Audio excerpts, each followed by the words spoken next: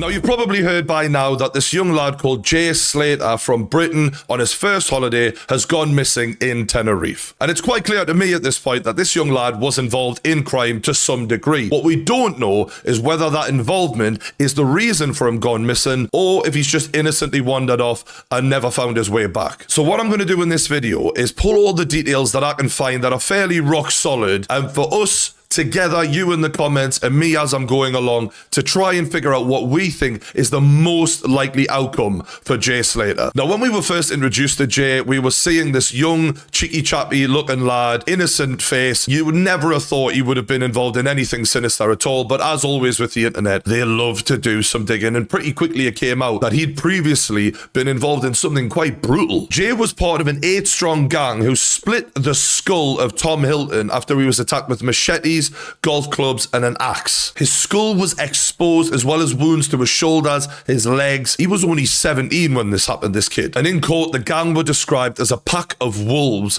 which this lad had to run for his life from, basically. So immediately, public sympathy took a fucking nosedive, and everyone was saying, look, he must have did something. If this is what he was capable of at an even younger age, then what is he doing out there? Well, the official story initially was that he was just an apprentice bricklayer who went to a music festival with his mate, going to do a bunch of raves, have a good time. We've got footage of him here in a nightclub, getting off his tits, probably having the time of his life. So the story goes, Jay is at Papagayo nightclub on the 16th, which was a few days after he arrived, and he was with 2 men. We know this because his friend Lucy seen him with 2 men and gave an interview at a later date. He apparently left the club around 5 with these 2 men. They'd rented a Seat Leon hire car, and they were headed back to a rental property that they had hired for the night. Jay then posts 2 Snapchat images from the rental property at around 7:30 a.m. So we know he was there. 30 minutes later, at around 8 o'clock, he was spotted at a bus stop by a woman called Ophelia Hernandez, who told him that the bus wasn't due until 10 o'clock, so he's going to have to wait a couple of hours. Jay then apparently made the decision that, fuck this, I'm going to walk it all the way back to my lodgings, which were 25 miles away. Now, if you've been raving all night and you've got an Airbnb close by that you've just been chilling in with your mates,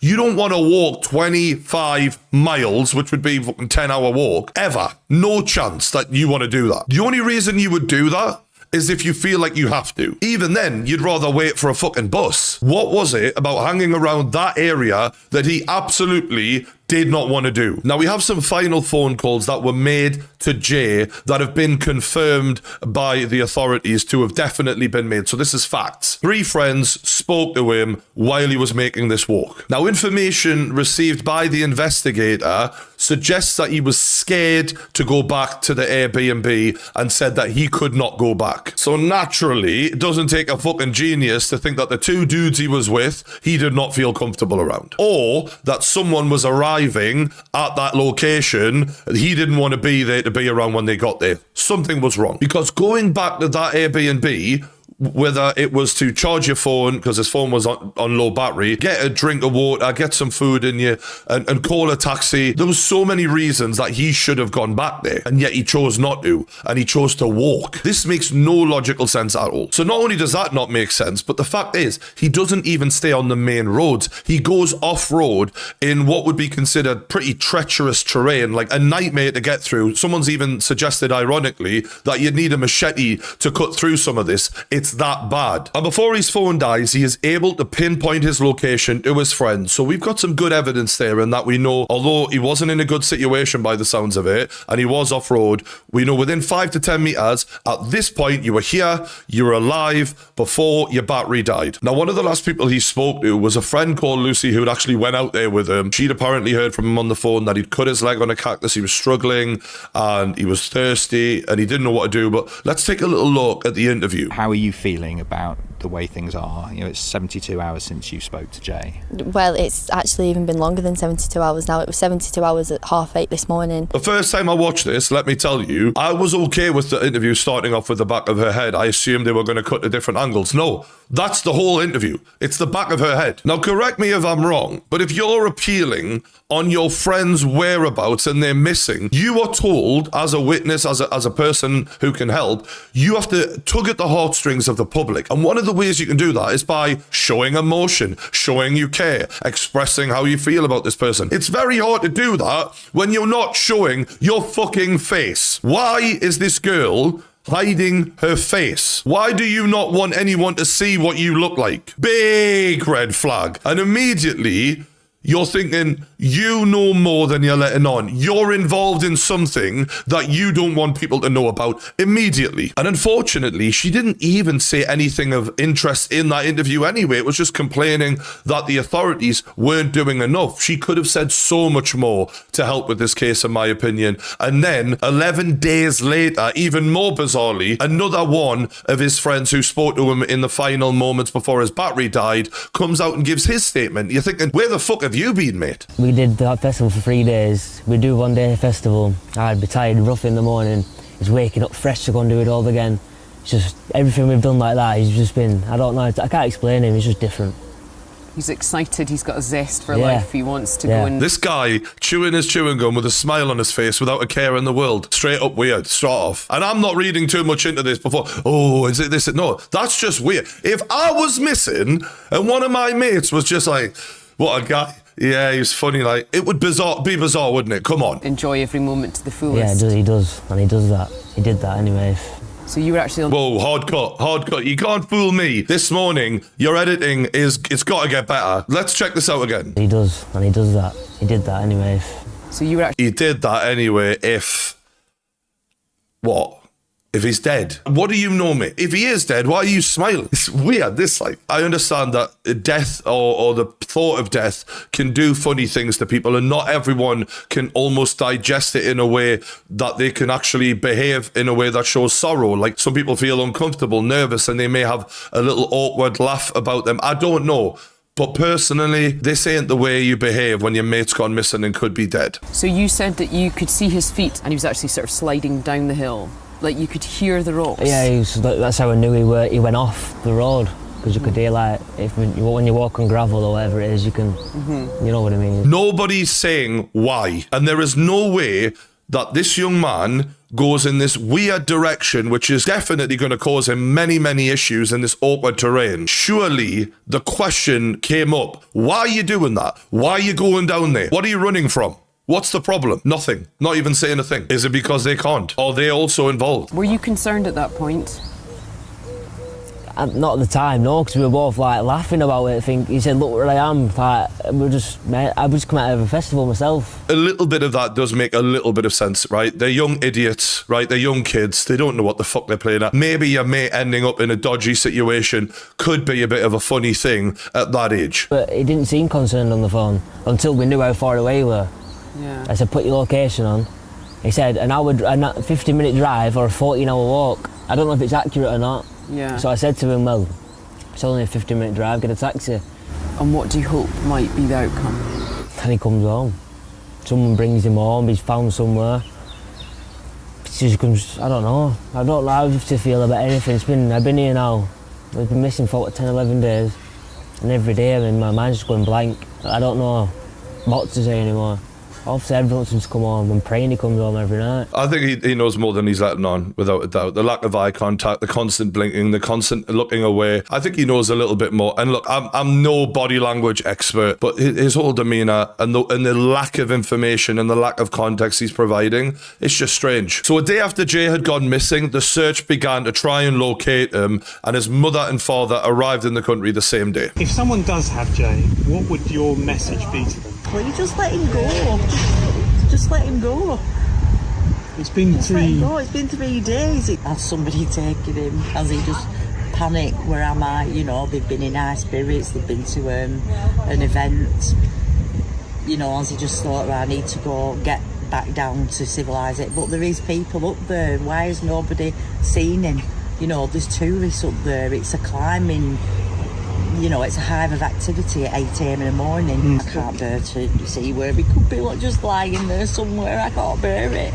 I don't have the strength to do it. But So Jay's mother was quite heavily criticised for saying that she didn't have the strength to go and look for her boy in case he was laying there, and basically she didn't want to find him. I mean, I don't remember in Home Alone the mother going, yeah, just leave him. We'll enjoy the holiday. It's fine. No, you'd have thought she would have been more proactive and more desperate to do whatever it takes, no matter what happened to her little boy, because the urge to find your kid should override your lack of strength of being able to deal with whatever you're going to find. He should be the priority, not you worrying about how you're going to cope. So I do understand the criticism of what she said. Equally, nah, you do go and look for him, don't you? Everyone's different, but yeah, you would. You'd lose your life if you had to looking for your own kid, like you just would. So yeah, I do understand people are triggered by that, but equally, it's not her who's done this, is it? First holiday abroad, saving up, looking so forward to this event. 3-day DJs from everywhere, absolutely buzzing about it. 3 days, third day into the NRG festival.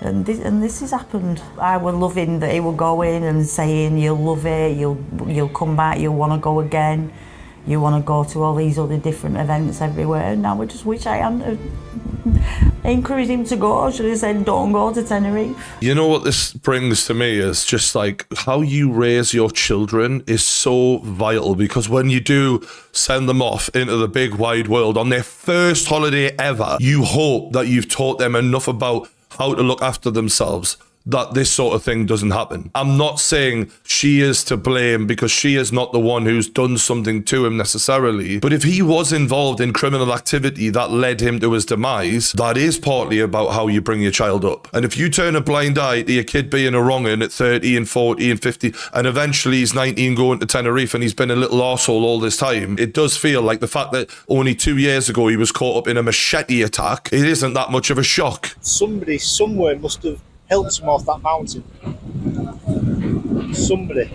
Must be like a living hell. It is a living hell. You don't, unless you go into it, you can't explain. You can't understand. I appreciate that this man is emotional, upset, hurt, frustrated, and he just wants him found. But the reality is, the idea that he's going to be found alive now is highly unlikely, man. This has been a long time. They say 48 hours is the window. It's well past that. Now, the police in Tenerife have had a lot of criticism, and rightly so, because it seems like an absolute fucking shit show, if I'm being honest. They were offered help by Lancashire police, and they declined it, as if to say, we've got this. Meanwhile, they let the 2 guys who were last to be known to be with Jay Slater go almost immediately, claiming they are not in any way relevant to this case. Now, I've seen a fair few fucking crime documentaries, and usually the last people that were with the guy are the ones who either did it or know who did do it. But apparently, nah, it's fine. Get yourselves away. Don't worry about it. And this decision becomes even more mind-boggling when you realize that one of the guys, called Ayub Kasim, was sentenced to 9 years in jail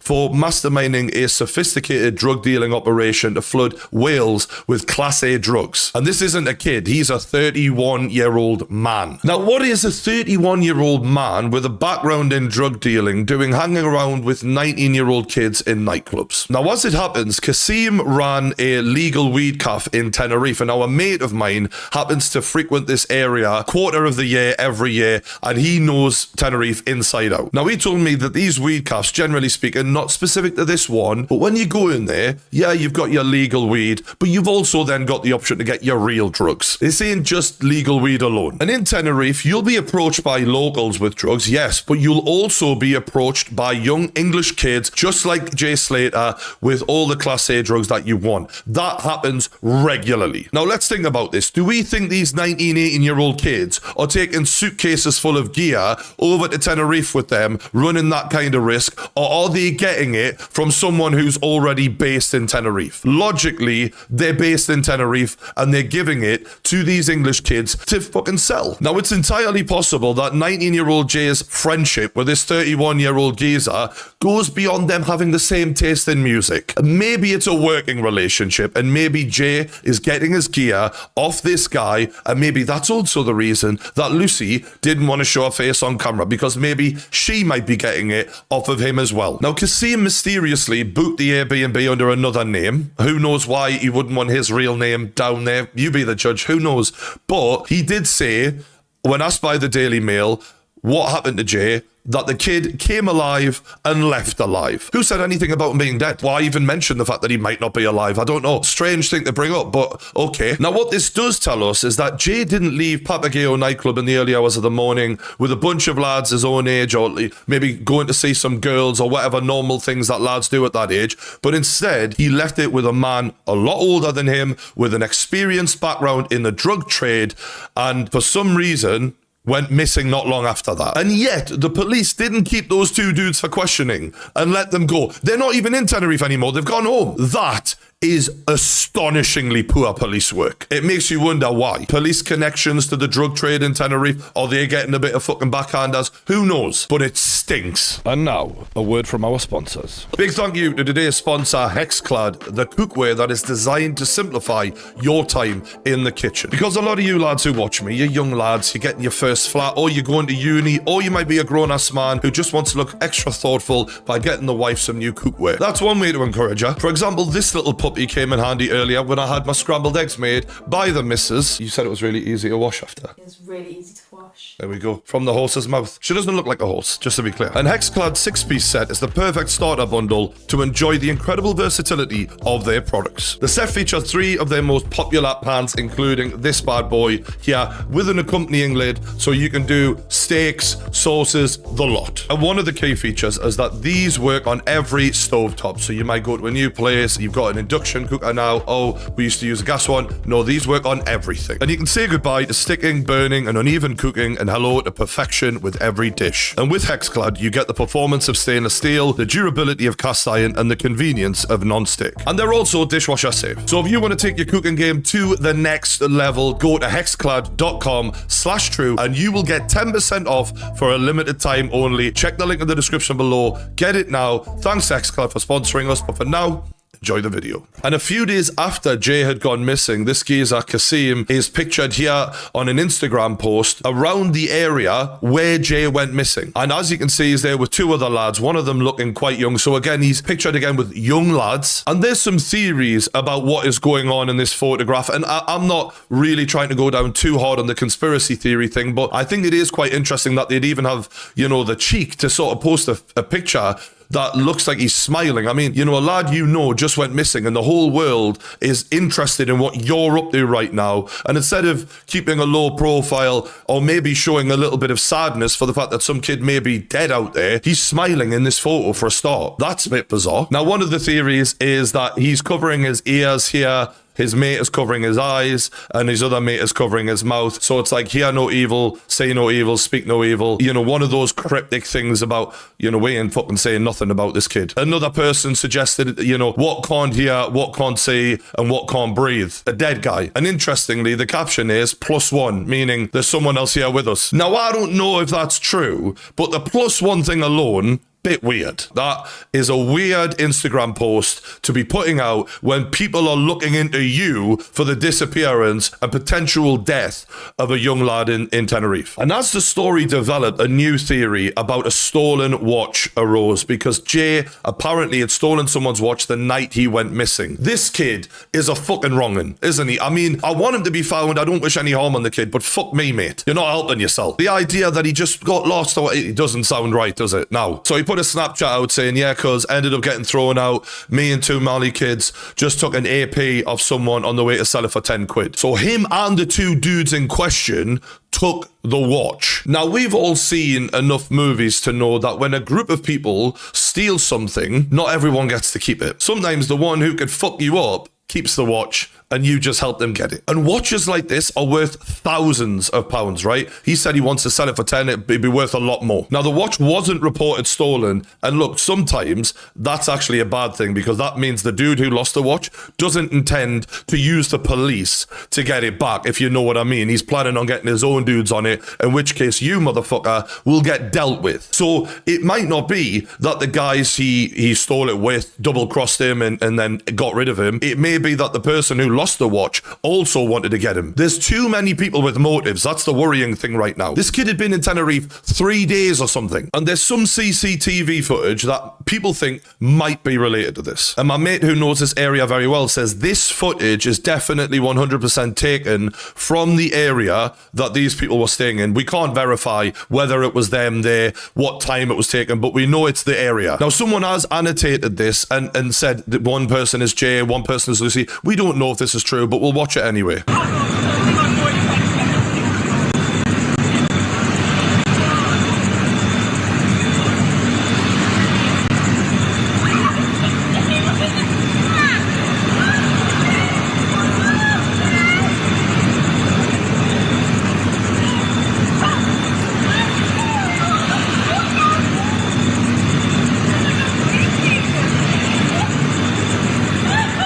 Now, that could be a lot of things. That could not be related to Jay and Lucy and these people at all. Or it could be that Jay was trying to sell the watch and someone stabbed him, or that he was going to give the watch back and someone stabbed him. It could be all sorts of things, but I do think it's important to include it at this time. Now, an investigator known as Mark Williams Thomas from the UK has gone out there and he's been involved in other investigations, such as I think Madeleine McCann's disappearance, etc. So he's got a lot of experience, and he got his hands around the situation and went, look, I want to speak to these two dudes, the last people to see him, and if I don't hear from them, I'm going to reveal their identity. And that has brought them out the woodwork, and he's managed to have a conversation with them. Ayub has provided me with his account of what he says happened on that morning, Monday the 17th of June. He says he was on the strip, Jay wanted to carry on partying, and he said he had nowhere to stay, so he said he could come back to his. They say in the car, they played music and chatted before stopping to get a drink. He had nowhere to stay. I'm sure he had somewhere to stay. Bit weird. Okay. At a cafe, at a shop, just prior to entering the mountains. He says he was driving, his friend was in the passenger seat, and Jay was in the back. They say on arrival at the rental, his friend opened the door, went into the left, and went straight to sleep. Jay walked in behind, followed by him, and when gone inside, they went upstairs. And Ayub then said to Jay, sofa's yours, here's a towel, here's a blanket, have a shower if you want. Jay asked for a cigarette, and Ayub said, I've got some Camel cigarettes, and put one on the side. Jay then asked for a phone charger. He said, go into my friend's room, he's asleep, take his charger, and you can put your phone on charge. This man, Ayub, seems very hospitable, a very nice person. I'll give you a lift of mine, I'll look after you, give you a blanket, give you a towel, have a shower, help yourself, make yourself at home. He seems like a great friend to me on a holiday. And yet, won't come forward, give his story, even though you were the last person to see him. You won't do a TV interview at all. Bit weird. Such a great guy. Surely you should want to do your bit to help instead of hiding away and not showing your face. Ayub says he then goes to sleep and he's woken by a buzzer. Ayub says he comes down the stairs. Jay says to him, what's that annoying noise? Which was the doorbell. Ayub says he opens the door and speaks to a woman and a man, and they gesture that he needed to move his car. Ayub says he gets into his car and he's starting to move it, and he looks in the rearview mirror and he sees Jay talking to a woman. He's got his trainers on, so he's about to leave. Interestingly, he was distracted by talking to this couple, and then at the exact same time, Jay is looking to leave. Was that Jay taking his opportunity while this guy was busy moving his car to get the fuck out of there? Because he's saying, oh, I seen him talking to a woman afterwards. He's been following this case just like we have. He knows Jay talked to a woman. He may be connecting those dots, and he might not even seen Jay talking to this woman. Jay might have done a runner. Jay then says to Ayub, having moved the car, the woman says, I can get a bus every 10 minutes. And Ayub says, he says to him, mate, just chill out. I'll drop you off in town when I wake up properly. He went, no, I'm hungry. I need to get a scran. And the woman told me I can get a bus every 10 minutes to Los Cristianos. Ayub says, he replies, there's no bus coming. This is my green door. If you need me. He says he shut the door. Jay walks away and he goes back to sleep.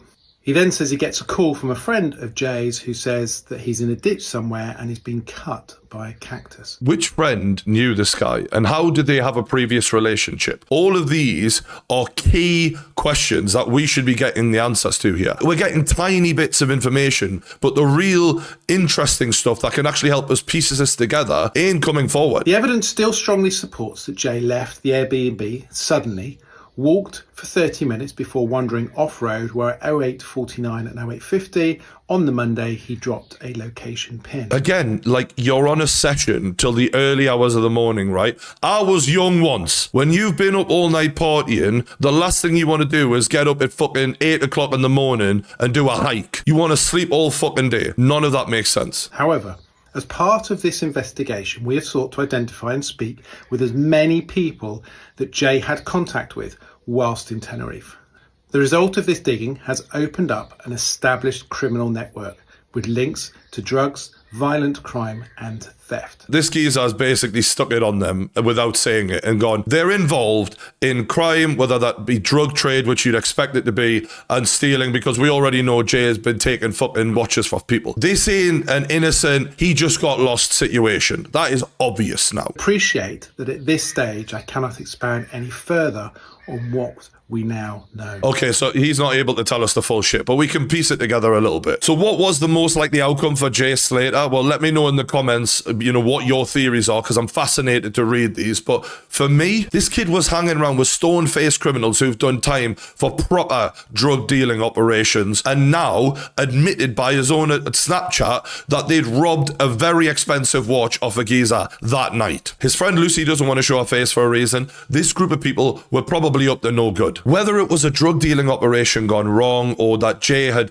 been moving a lot of coke and he'd, you know, lost a load of it, which people have suggested before, and that was why he was punished, or that it was a case of, we're taking that watch and you've got to go. Whatever the case, in every single crime documentary I've ever seen, the last person on record to have been with the guy who disappeared had a hand in it. Now, if this man did not himself kill Jay, he knows what happened to him. It was either him or he knows who did it. But let me know what you think in the comments below, because I know there's some wild conspiracy theories out there. And while I haven't really gone too heavy into them in this video, because I just wanted to keep it to the things I feel like we can know for sure, I'm definitely interested to read them. And let me know what you think. Also, if you haven't already, liked the video. It really helps with the video views and all of that good stuff. So I appreciate everyone supporting the channel. Subscribe to the True Geordie YouTube channel for more, and I'll see yous on the next one.